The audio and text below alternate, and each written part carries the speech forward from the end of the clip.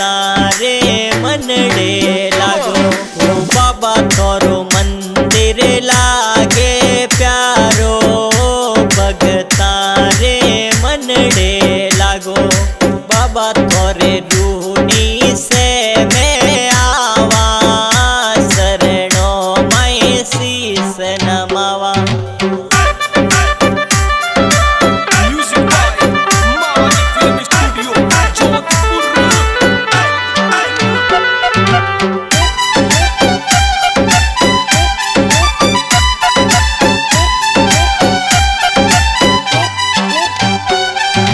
बाबा थोरे कीरत मिटाई लावा, शरणों माई भोग लगावा। बाबा थोरे कीरत मिटाई लावा, शरणों माई भोग लगावा। ओ बाबा थोरे कीरत को परा लावा, दिवलेरी जोत जगावा।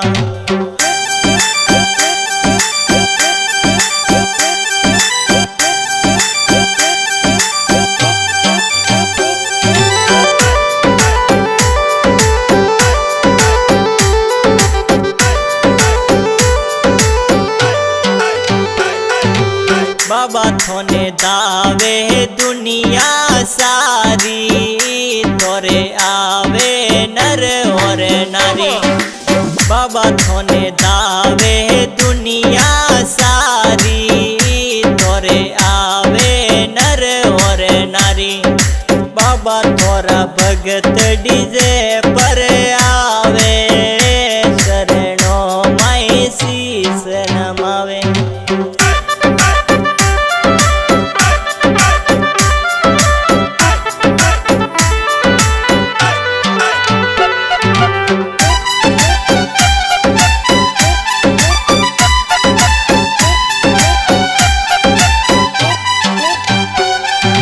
बाबा थोरे पैदल पैदल आवे, थोरे शरणों माई आवे।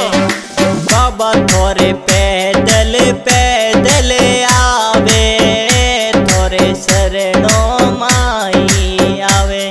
बाबा थोरो मेलो बरी जे बारी, थोरे आवे नर और नारी।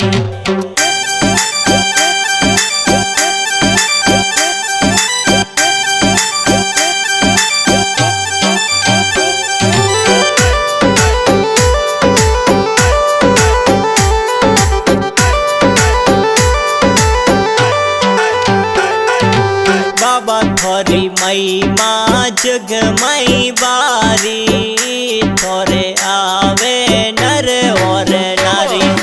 बाबा थोरी मई माँ जग मई